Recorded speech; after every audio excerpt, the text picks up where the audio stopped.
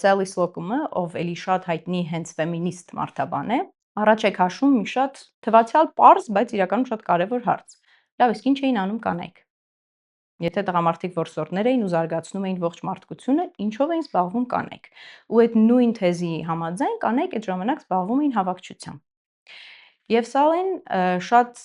հմտորեն մեզ ցույց է տալիս բոլոր այն կարևոր գործոնները, որոնք պետք են հավաքչություն անելու համար։ Առաջին հերթին պիտի հստակ կարողանաս ճանաչես բույսերը։ Պիտի շատ լավ կարողանաս կառավարել տարածությունը եւ ժամանակը։ Երբ գնալ հավաքչության, երբ վերադառնալ տուն մինչև մութը ընկնելը,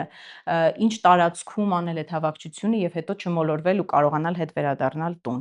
Ու պիտի էլի լինի համագործակցությունը, կազմակերպելը, որը էլի նաև տանում է լեզվի զարգացմանը, որովհետև պիտի լինի միասին հաղորդակցման որևէ միջոց։ Եվ երկրորդ մի շատ կարևոր նախադրյալ, որ ներկայացնում է հեղինակը, դա խնամքն է։ Այսինքն կանայք բացի հավաքչությունից նաև մեծամասնությամբ զբաղվում են երեխաների խնամքով,